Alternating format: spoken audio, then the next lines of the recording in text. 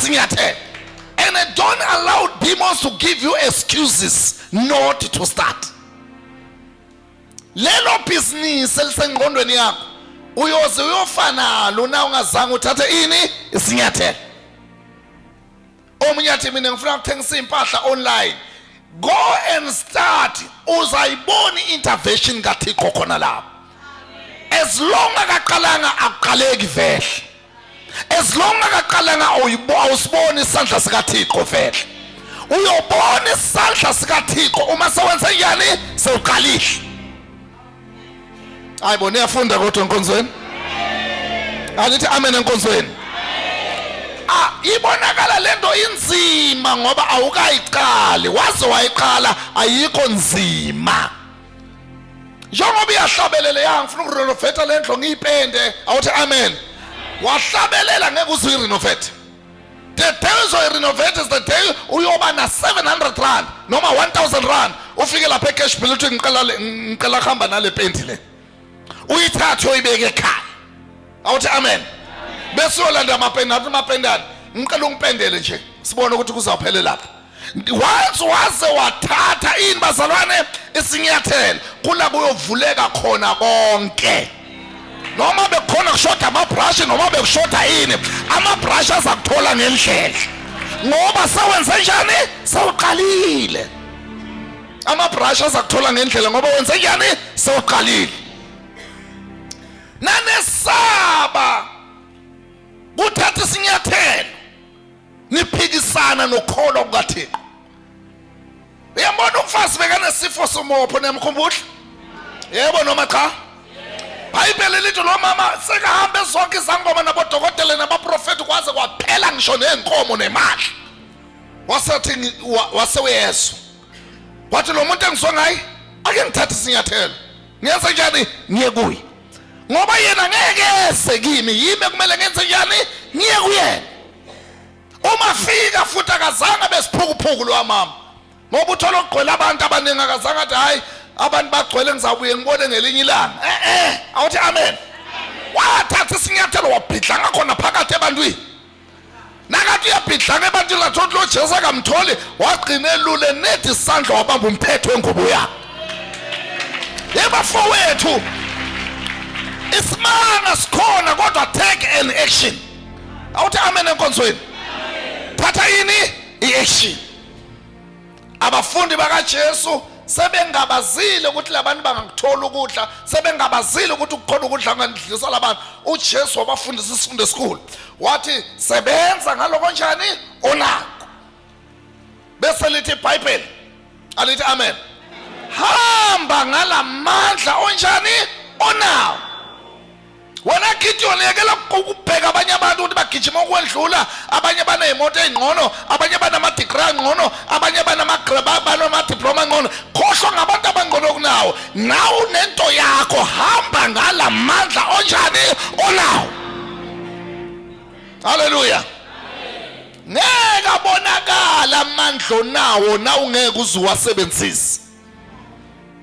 Tshela makhelwane lamandla onawo ngeke uwabona. Ngeke uzowenza njani uwabona. Khuluma ngeke uzowenza njani uwabona. Ngeke uzowenza njani uwabona. Uma ngeke wenza njani uwasebenzise. Hamba noqala. Anithi amen. Uyazi la kunomuntu ufuna uqala isalon solo kuyaqhudla since 2010. Ngifuna uqala isalon mina. Ngifuna abanye abazange baqule nokuqula bavele baqala nje. Awuthi amen. Abanye futhi nje wambo wayobaqoqela base batshontsha umqondo wakhe bagijima bomqalela phambili. Anithi amen enkonzweni. Hey mina ngifuna ukuthengisa inwele bavele bantshontsha leyo idea yakho bagijima baqalela wena solo kuyahlabelela ngoba usafuna indawo enhle. Anithi amen bazalwane. Nemali yokuqala akunasikhathi samali eqala la. Uqala ngaloko onjani onako. Uqala ngalo suku onjani onayo. Uqala ngalo 100 rand onjani onayo. Nethi waze waqala uzambona uNkulunkulu. As long akaqalanga akwenzeki lutho. Anithi amen enkonzweni. Tshela makhelwane hamba ulinga makhelwane. Sewuhlabelele kakhulu hamba uqala. hamba wenza njani, hamba uqala. Sewuhlabelele kakhulu, hamba wenza njani, hamba uqala, hamba uqala. Abafundi bakaJesu secret benza njani, baqala. Asiqhubekeni sengivala. So bathatha lokho kudlana okuncane, bamnika unumber 1, bamnika unumber 2, bamnika unumber 3, bamnika bathe nathi bafika ku 300 yabantu babona ukuthi no ku thousands tofika. Bathe bafika ku 1000 yabantu babona ukuthi no man ku 2000 sofika. Nangiya 4000, nangiya 5000, nangiya 7000. Bathi iqale injani inqa. Kanti ke into ezokuma, into ezokwenza njani ezokuma. Iqala vele itelelo. Into emali iqala njani itelelo. Into ezokuma ayivama uqala inkulu. Iqala injani incane. That's why umuntu onyuka kalulu kuya phezulu akalast. Umuntu olasako umuntu onyuke kanzima ukuya phezulu. Hamba uyenza njani uyoqala. Bantu baseSwatini, mina babunhlofu la ngithumela umuntu ukuthi amle liqobo lwami. Ngiyaqala kuletha inkonzo yentsaba. Ngiletha insaba yaseSwatini. Sonke amaswati sokhuphuka insaba. Sowendana sifika letule entsabeni. Siyothinsita inhlupheko. Uthinsita inhlupheko, uthinsita ngisho lethi kweleti. Uyabona wena nje ukubukile. Kunomuntu lo waboleka imali uhamba ukuqinisa ethi ukweleti ngemali kayibolekile. Wena nje ukubukile kunomuntu lo thinsita inhlupheko, wathinsita nemhlabathi wasemathuneni tukwakho, wathinsita nemithi tukwakho. Njengoba ngide eSwatini, ngilethe inkonzo yokuthinsita inhlupheko.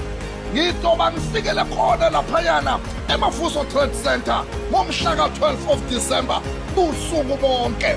Kanti ke na ubuyele ekhaya ekuseni. Ngicela wonke umuntu into ondlule esandleni sami ngito kupha umshanelo. Uyofika nalo mshanelo, umshanele lihlupheko, ushanele bathakazi, ushanele tikhofa, ushanele yonke lento lebophile lapha ekhaya iyaniqhabanisa, ivalile, iphula tingo lengo leni ikhala lasematheleni uyoyishanela. Asihlangane khona bantu baseSwatini. Shalom to all our viewers at home. Nibingelelwa nguye uMadube. I'm here to remind you, I am so excited. I'm here to remind you again to say Push Conference is still on. We had a wonderful time Johannesburg, Sino Cindy Ndombela, kanye nabazalwane. They came all ready, all prepared, all dressed up in their black and red. So ngizosho kuwena muntu waseMpumalanga, ngizosho kuwena muntu waseSwaziland, ngizosho kuwena nina abantu base Durban, KZN namaphethelo ukuthi definitely Push Conference is coming on your way. Nansi into engicela ukuthi ungakhohlwa itheme yethu ukuthi it's a red and black. Kanti ke sobe sesiyivala khona eDurban ngayo umhla ka7 November lapho kuyoba ubusuku bonke 6 to 6. Siyobe sinaye ke singaphushi sodwa siphusha naye uDumi Mkokstadi asho athi umoya oyingcwele.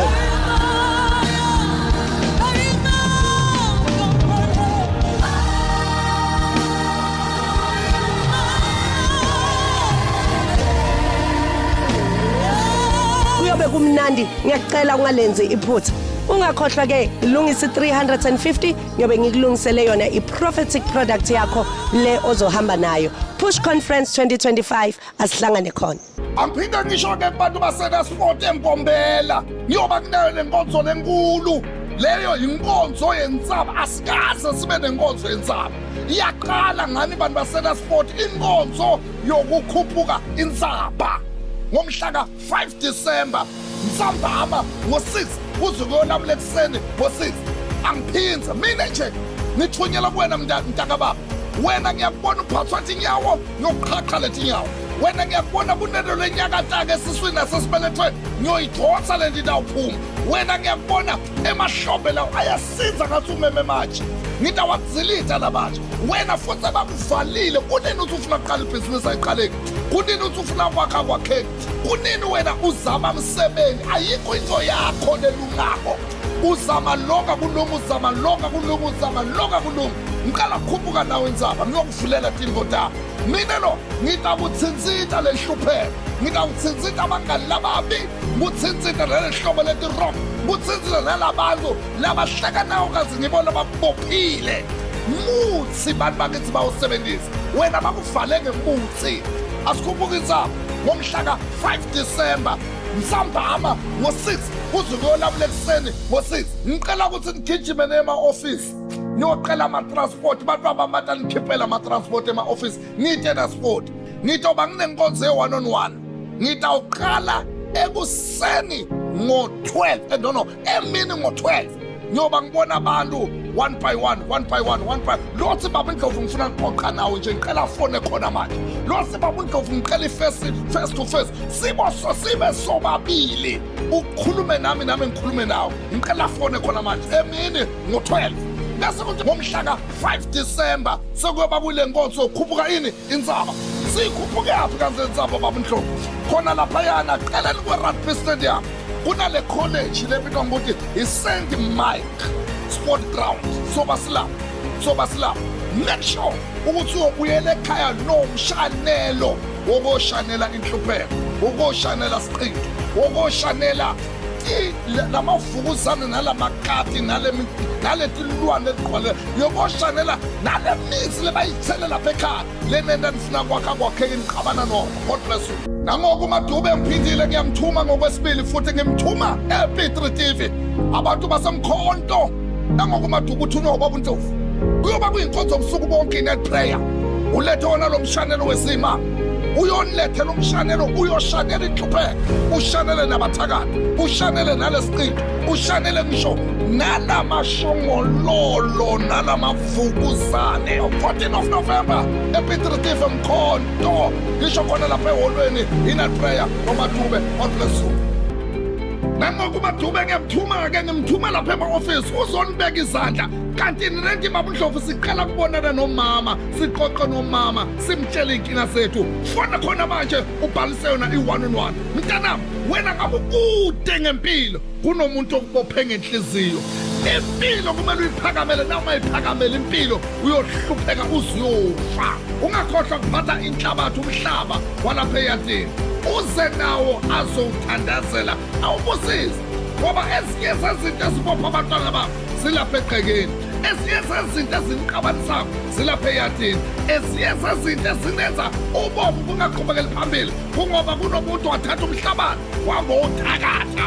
Ngicela-ke uphuthume uye kulama-ofisi lalandelako. Rustenburg, abagijime be-ofisi abantu base-Rustenburg kuyena lo November. Kanti nabantu base-Pretoria e-CBD yanini khona niyohlangana noMadube. Kanti nabantu base-Springs e-CBD abagijime baye khona ofisi bohlangana noMadube. Kanti nabantu balaphana kaMhlushwa uMadube uyofikela e-ofisi leni phakathi esontweni laphana kaMhlushwa.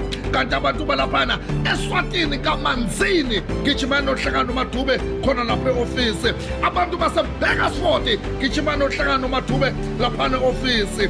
Abantu basemkhophane gijimani nohlangana noMadube khona lapha e-ofisi. Nibantu bakayina abantu baseGiyane gijimani nohlangana noMadube e-ofisi. Gijima uzobonana nami laphana e-ofisi, ngikubeka izandla ubuyele ekhaya. Abantu basePhalaburwa kuzama inqobo lwami, ngwehe bantu bale Phalaburwa manitwa namahale, manitwa abantu bale alulekane, manitwa abantu bale alinyenye ayihlanganele khona ePhalaburwa office. Kuzama inqobo lwami, ngizele kuzobonana nani face to face, one-on-one. Ngizele-ke bonke abantu abaphume ngizobabeka izandla ePhalaburwa ngiyofikela e-office. Kanti abantu balaphana eKimberley nabo-ke ngokunjalo ngicela baphuthume beze ngisa kuzame neKimberley. Angise hall, angizele wonke umuntu, ngizela e-ofisi uyofikela phakathi e-ofisi wonke umuntu angeze e-ofisi. Ngizokuthandaza lesandla lesi nangubeka sona nawugula uyaphila, nangubeka lesandla lesi nangabe izinto zivalekele ziyavuleka, nangubeka lesandla sami ubuthakathi buyathetha phezu kwempilo yami. Kimberley, I am coming for you. Bese kuthi nabantu baseVelkom, nangizwa abantu baseVelkom, ngisakini abantu baseVelkom, nangifika lapha eVelkom ngiyabadinga be-1-on-1, nangiqeda ngabe-1-on-1 sengiyokhulekela wonke umphakathi waseVelkom ngiukhulekela kuphi e-office nabantu balapha kweNongoma ngiyaphinda kweNongoma ngiyeza lapha e-office ngayo le date already esekhona e-TV kanti abantu base-Vryheid lakhona ngiza lapha ne-Vryheid office ningakhohlwa abantu bakuphi balapha nePolokwane.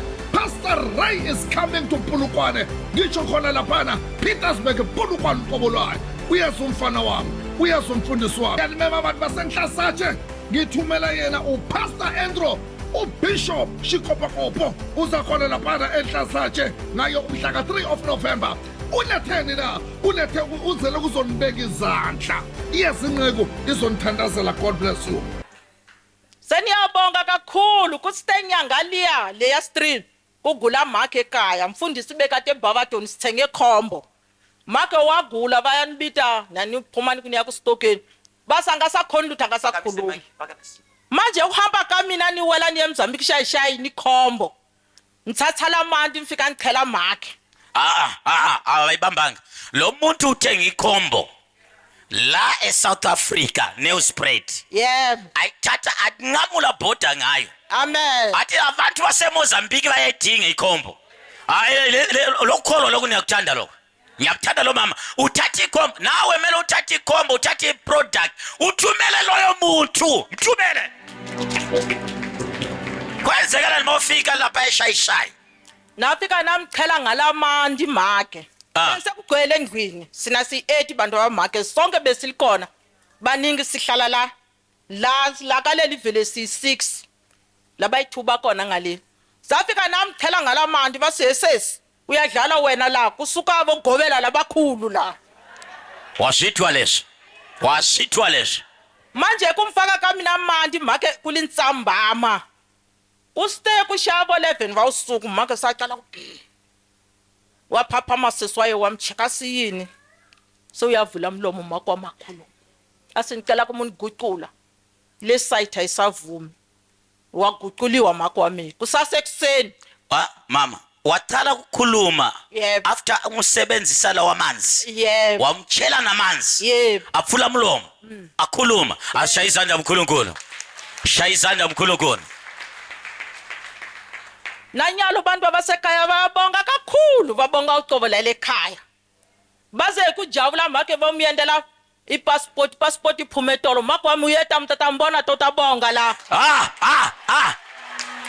hayi lesho nasilava manje uMark atasuka la Mozambique athabuya la yebo athabonga isikhwembu shababandlovu haleluya asiphi isandla kozweni ngaqala ukungibona eTVini ngisebuthabelo khona le Free State lokho kwangiphusha ukuthi ngize eMpumalanga last year 2 years back ngilana angakaye ekhaya namanje ngisasela sorry ngicela ukubonga uNkulunkulu wa Shalom ngibonge Apostle Ibindlovu ngibonge Mampostoli Ndlovu bese ngithena around ngifuna ukubonga kakhulu kumfundisi wami umfundisi Shongwe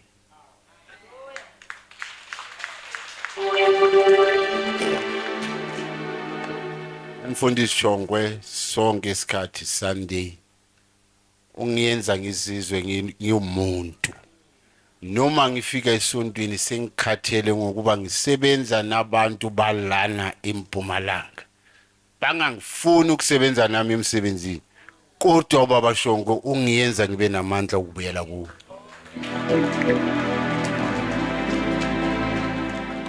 so ngime ngaphambi kwenu ukubonga kakhulu iliqobola lana ekhaya noma bangilwisa kanjalo emsebenzini kodwa ngisasemsebenzini noma bangiplanela ngama extend emsebenzini kodwa ngisasemsebenzini ayenzeka ama extend kodwa angilimali kulama extend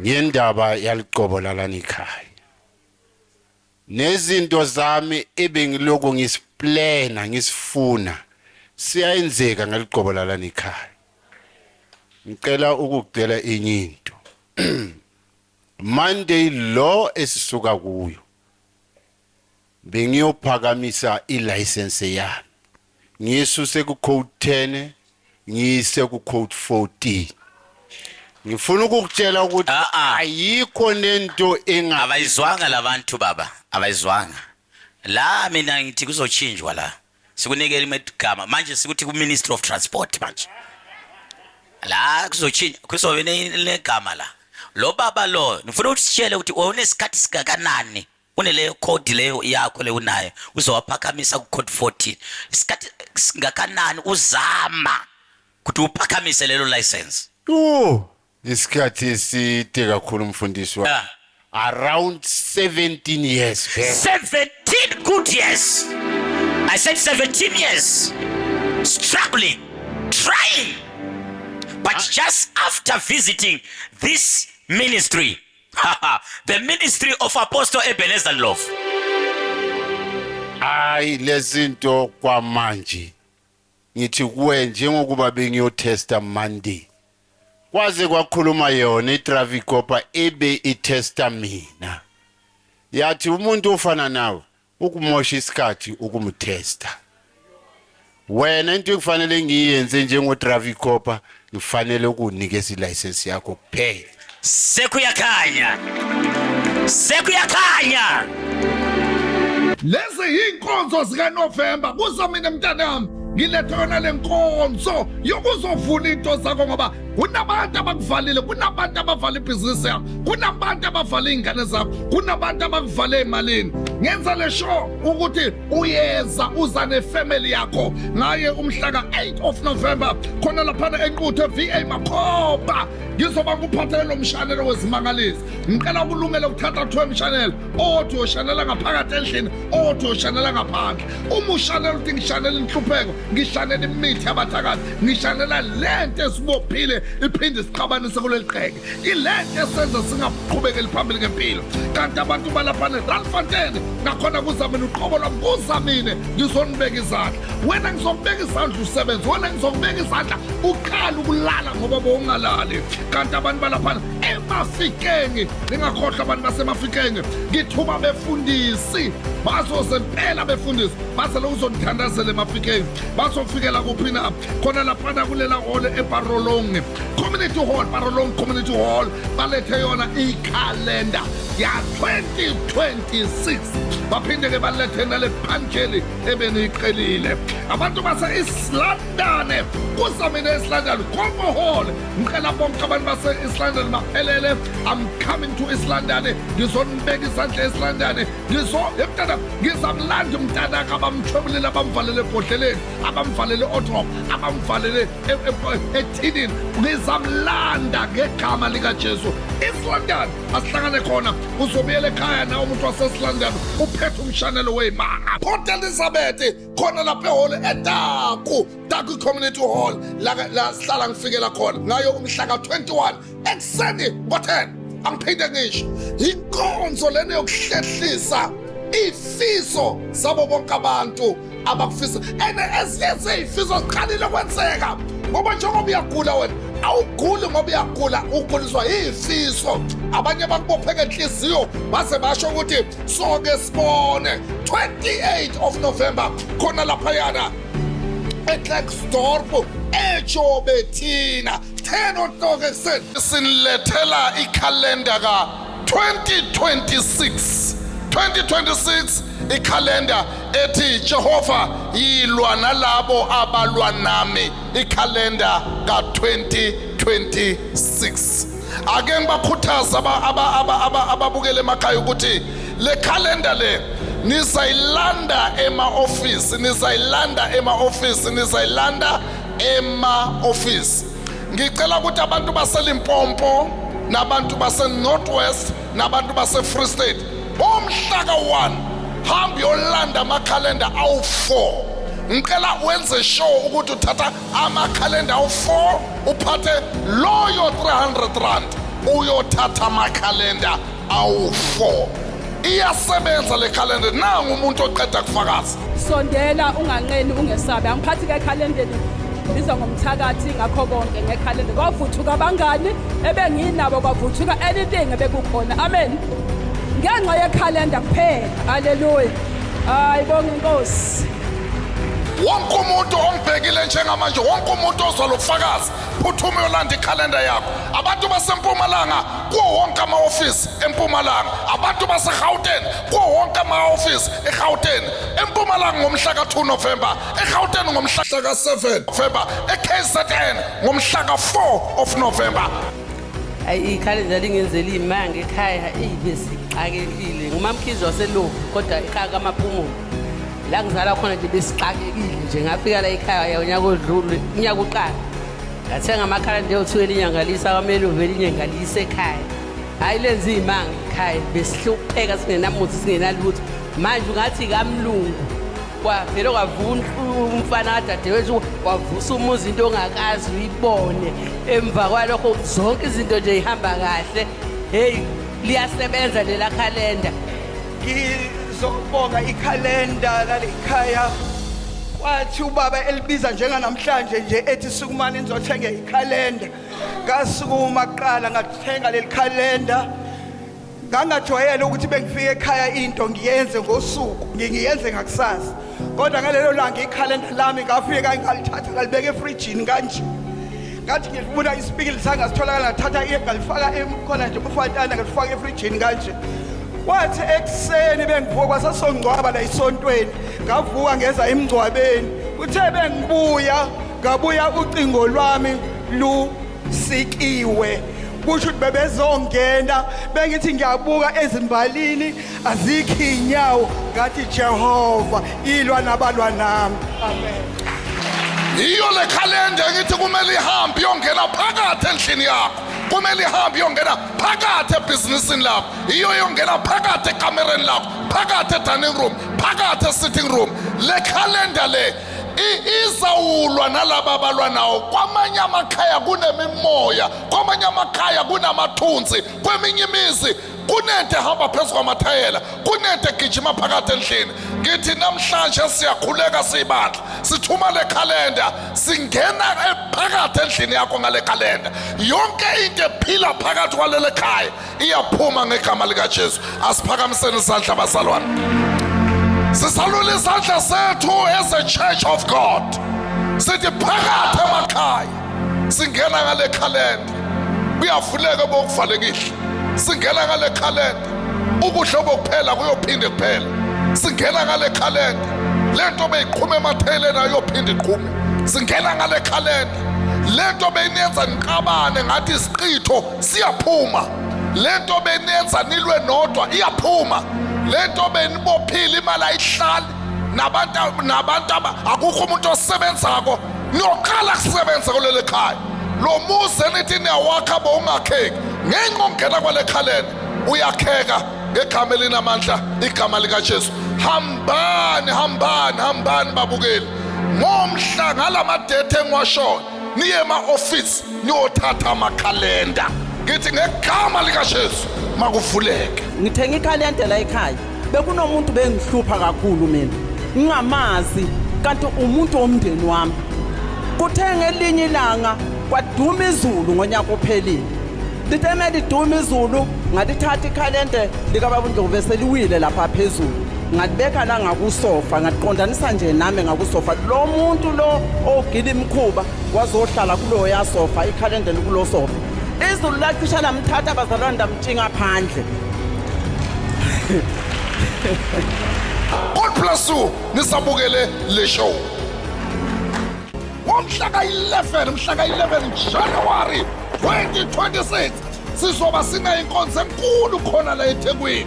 January 2026 ekuseni ngo-10 angiphinde yoba kuyinkonzo lapho nyoba ngikupha khona ukukhiya ukuthi lisaqala iviki, usaqala unyaka, asaqala uJanuwari, makuvuleke konke. Ngicela wona ongibhekile ekhaya ugijima uzothatha nangu ukhiye ngizokupha wona uyovula ngawo izinto emasontweni wonke wethu, emasontweni wonke kabamntofu. Gijimani khona ngomhla ka-11 niyothatha ukhiya, gijimani khona ngomhla ka-11 niyothatha ukhiya.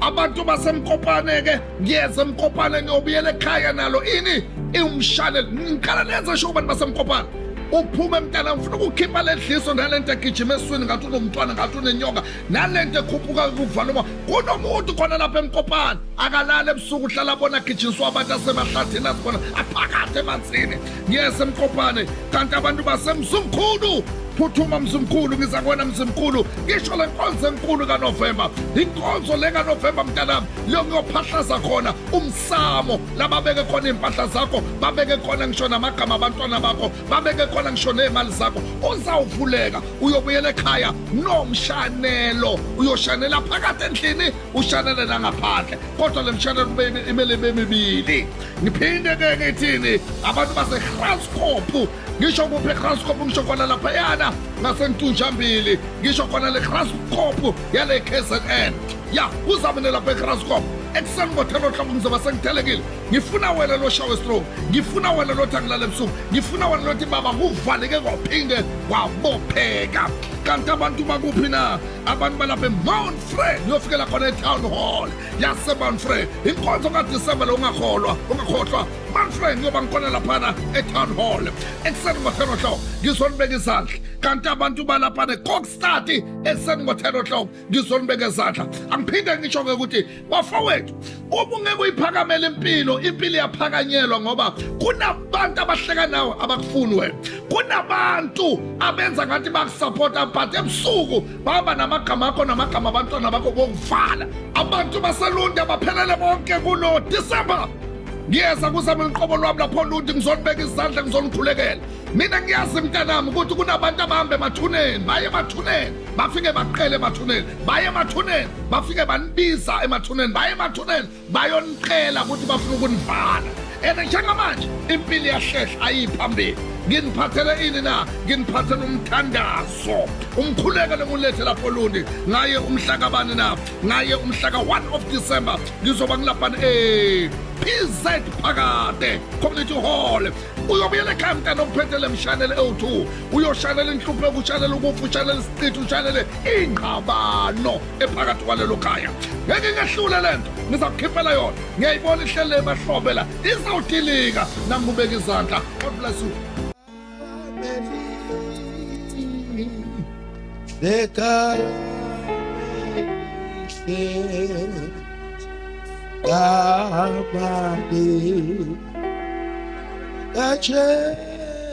mazi ukuthi ulele yamazi ukuthi bamlalisile esikoleni sekuslowly Yebo, akusahambi kunjalo. mara nayiqala esikoleni konke bekhamba fast Yebo. noma ungamthuma endlini uthi akenzeni Kunjalo. nje Eh.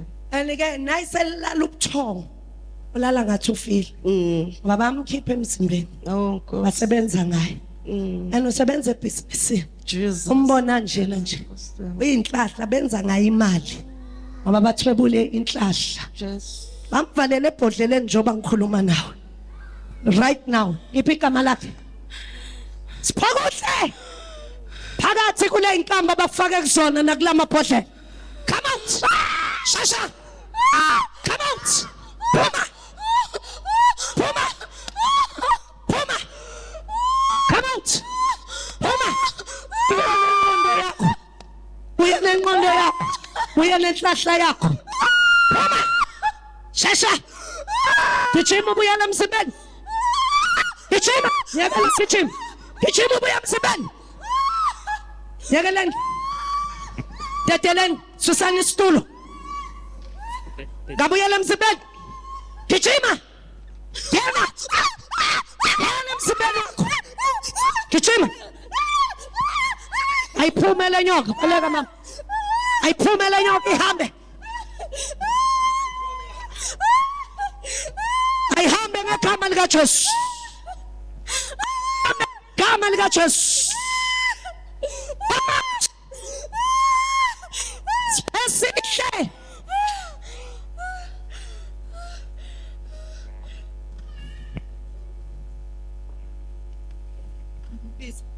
Siphokuhle. Siphokuhle. Siphokuhle. Siphokuhle. Siphokuhle. Siphokuhle. Siphokuhle. tshela vula amehlo Vula amehlo. Vula amehlo Siphakuhle. Vula amehlo Siphakuhle. Siphakuhle. Khathele buya kude.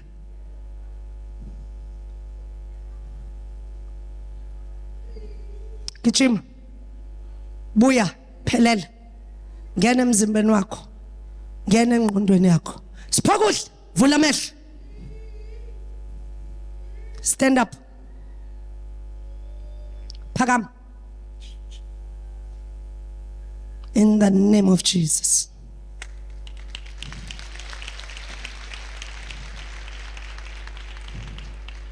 Ubuyaphi? Ubuyaphi? And you are free. In Jesus' name.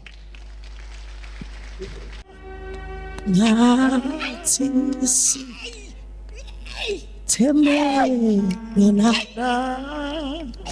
the name of Jesus.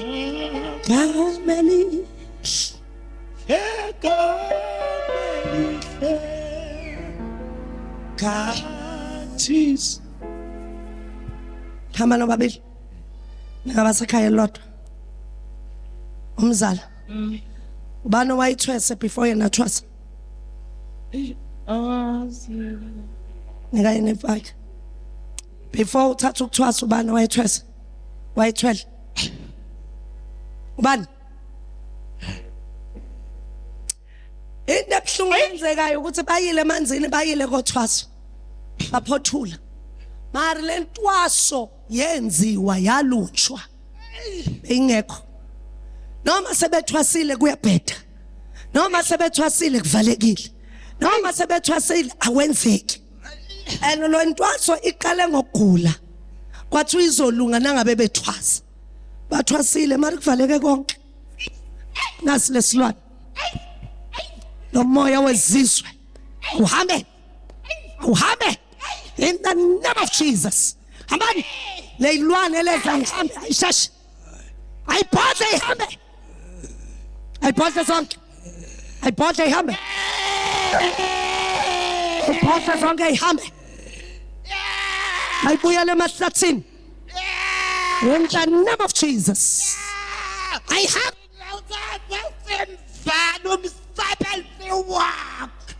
Nivala umsebenzi wakhe. Yabo sinemona anemandla amakhulu kunathi. Ya.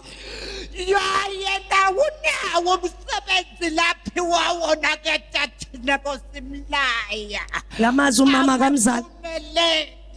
Ngiyamazi. Umama kaMzala. Ngiyamazi mama wakhe. Yamazi. Befaka ijazi lenkonzo. Yayiva. Umama ube nesiphiwo uphiwe isiphiwo. Mara basiguqulile basenze intwaso. That's why kuvalekile. Shashani ke ningangibambeleli. Hambani. Shashani nihambe. Shashani nihambe. Ya, wasale nami. Wasemphula ngalo. Kodani na. Ya, wasemphula ngalo sekhaya. Bazakhona ukusebenza. Yebo phela. Ya.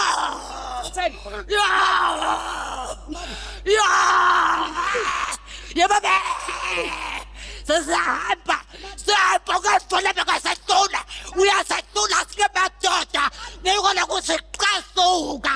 Uyasesula. Akakumfasi nozoba nomandla la ngaphandle kwami. Akekho umfazi nozoba nomandla ngaphandle kwami ngimle ngiphethe kulenzawo. Ngimle ngiphethe Uphethe wenzani? ngini inyanga kulenzawo. Uphethe. Akuzoqhamuka lo umfazi. Bese ngiyahlula. Abese yakuhlula umfazi. Yo Namhlanje ke hamba shasha. Hamba. Hamba. Hamba. Anguzwa uyahamba noma uyahlala? Hamba. Hamba. Uphinde ubuye la. Jesus. Ake ngiphinde ngisho lapha emakhaya kubo bonke ababukeli ukuthi kulo November lo ngithumelela yena uMadube uza eindaweni zenu. Njengoba esendaweni zenu uzele ukuletha inkonzo. Lena inkonzo enkulu lapho soba sihlehlisa izifiso zezitha zakho. njengoba ungibhekile kunabantu abakufisela ukuthi wena ngabe ushawe stroke, njengoba ungibhekile kunabantu abafisa ukuthi wena ngabe uginqika ngemoto, njengoba ungibhekile kunabantu abafisa ukuthi wena ngabe uyadivosa, kunabantu abafisa ukuthi wena njengoba ungibhekile ngabo uya-admit oba se-ICU, futhi kunabantu abafisa ngabe wafa. Mntana mina ngeke ngehlule le nto abakwenzayo nale nto abakufisela yona, ngiyoyihlehlisa ngoba ezinye zey'fiso sasiqalile kwenzeka empilweni yakho. Ngiyamthuma-ke uMadube eMsinga. Ngisho kuphi na? Ngisho khona laphana eMsinga, enkosi yabaThembu, mhla ka-6 of November, inkonzo yokuhlehlisa lezi y'fiso ezinye sayiqalile ukwenzeka. Ngomhla ka-7 inkonzo yokuhlehlisa iy'fiso ezimbi ezivela ngabantu abangakufuni. Yes, eMthatha Town Hall 10 o'clock ekuseni. Kanti ngomhla ka-8 khona laphana eMatatiyela eHerigwala Hall. Ungakhohlwa-ke uzobuyela ekhaya uphethe amasawoti ayi-2 ne-anointing oil eGold. Ngizokutshela mina na ufike enkonzweni ukuthi uyisebenzisa kanjani le product le ngikutshela ngayo ukuhlehlisa iy'fiso, inkonzo yokuhlehlisa iy'fiso zabantu abakusondayo. Kanti-ke ngomhla ka-13 sikhona ulaphana eBethali uMadube, Bethel Town Hall. Siye khona laphana oPhongolo eNqotshane Community Hall ngayo mhla ka-20. 21 Peter Marisburg Net Prayer khona laphayana eThabizole esontweni lami. Ngithi uMadube uzoba nenkonzo enkulu yokuhlehlisa izifiso zabantu abakusondayo. Bantu baseThabizole, bantu baseDindeli, bantu baseFrance, bantu balapha eThelas, bantu baseSkopho, phelelani eThabizole kuyoba kuyi-night prayer ngomhla ka-21 of bani na, ngayo mhla ka-21 of November 6 to 6. And then-ke bese siba nabantu basempangeni, empangeni ngithuma yena uMadube uletha inkonzo ye-1-on-1, uyohlala nani aqoqe nani khona lapha e-ofisi lethu lasempangeni. Ya ngayo umhla kabani, ngayo mhla ka-27 of November lapha kule nkonzo ye-1-on-1. Ngicela ukuthi bonke abantu bafone njengamanje njengoba ungibona ngikhulume ngibamba uqingo lwabo, ngikubhalise ukuthi uyeza ku-1-on-1. Kanti nabo bonke abantu abathi thina asifuni 1-on-1, sifuna ukubeka izakhe abaphelele ofisi lasempangeni. Ungakhohlwa ukuthi ngikhuluma ngaso isiqitho ukuthi wena baqithile, baqithe kuma-relationship, baqithe kumlungu wakho, umlungu wakho ukuzonda noma wenza kahle umsebenzi, baqithile baqithe nasey'nganeni zakho, azibuye ekhaya, azikuthandi, azikufuni, azikusapoti. November mhla ka-7 ngiza eBergville, ngizokhipha leso siqitho mama, ngizokhipha leso siqitho baba, leso uqithe kakhulu emalini, imali ayikufuni yakubaleka. Ngiyofikela khona lapha eBergville Sport Complex, night prayer ubusuku bonke. Kanti abantu base-Akhona Hoek zirinzeleni nakuya Akhona Hoek Ntabani Rinamwena hithi 14 of November. I-night prayer e-Akhona Hoek khona laphayana e-college la kuhlala ngifikela khona. Ngizoqosha umoya wesiqitho oqitha emalini. Imali ayikufuni wena, imali iyakubaleka noma iyathengisa ngiyabona, noma iyathengisa abathengi ngoba baqithile emalini. So i-night prayer lapha e-Akhona Hoek ngilindeleni bantu benkosi. Ngomhla ka-1 of November eSoshanguve ngilethe yona inkonzo yokuqosha mina isiqitha abakufake sona esukuqitha emalini. Asihlangane eSoshanguve Block KK khona lapha esontweni ngo-10 ekuseni, bambani isikhathi. Ningakhohlwa ukuthi ngingakujabulela kunibona ku-1-on-1 ukuze ngikusize kahle face to face. Ngayo mhla ka-6 bantu baseStinga ngizofikela khona lapha eTown Hall ngomhla kabani, ngomhla ka-6 of November eStinga, phelelani bantu baseStinga. Ngayo mhla ka-22 of November ngizofikela khona laphana eMzingisi Square Hall elokishini. Angiphinde ngisho bantu base-Queenstown asihlangane ngomhla ka-20 ekuseni ngo-10 phuma nino asihlangane kuzame ngizonibeka izandla ngilikhiphele ngiphinde ngimthele nangamanzi. 27 of November kuzamile laphana ebalahleni eWoodbank ngilethe yona nenkonzo yokuqosha isiqitho, ngisikhiphe kukhumule lesiqitho lesi kuvale emalini. Qala niphume nonke nizothola amanzi wami. nonke ngonithela ngamanzi kodilika lo mhlaba owuzwayo la nonke ngonithela ngalamanzi yophuma lento oyizwa ngathi spider web lebusweni bawo emveni kwalokho imali izovuleka. God bless you. 2025-2026 sihlukanisa unyaka. Angiphinde ngisho kuwena buke lapha ekhaya ngibheke khona ukuthi lena inkonzo enkulu yokwehlukanisa unyaka. Kule nkonzo lena yokwehlukanisa unyaka ngiyoba ngilwa nalo moya ophezu kwabo, umoya wokuhlupheka. Wena ulandelwa umoya wokuhlupheka. Ngikhuluma nawe njengoba ungibhekile ekhaya. Beka i-remote phansi ngikhuluma nawe. Lo moya ukwenza noma ungabamba imali yaphela iphelele esandleni. Lo moya wokuhlupheka ukwenza ukuthi uplana izinto aziphumeleli zonke. Lo moya wokuhlupheka lebakufake wona ukwenza ngokuthi noma ungathi uqala ibhizinisi alivumi uqala nangabe liyaqala livele lishabalala emoyeni. 2025-2026 inkonzo enkulu yokwehlukanisa unyaka. Ngithi kuwena mntaka baba, mina ngikufuna le eThekwini ngoba ngiyoba ngikuthintitha, uyothintithwa yimi. Ngiyokuthintitha umoya wehlupheko. Kunini uthi uyayakha le ndlela yakheki? Umoya wenhlupheko loyo. Kunini uhola namhlanje after 3 days kumele uhambe uboleke imali zabantu. Ngikhuluma nomuntu. Ngisho nekroza yikho lapha ekhaya. Basebaqedile njengawo. Uyasebenza ayikho into ebonakala. Lo moya wenhlupheko uphule ngisho ne-odrop. I-odrop yakho uyibopha ngamathaya noma ngey'ntambo zey'qathulo.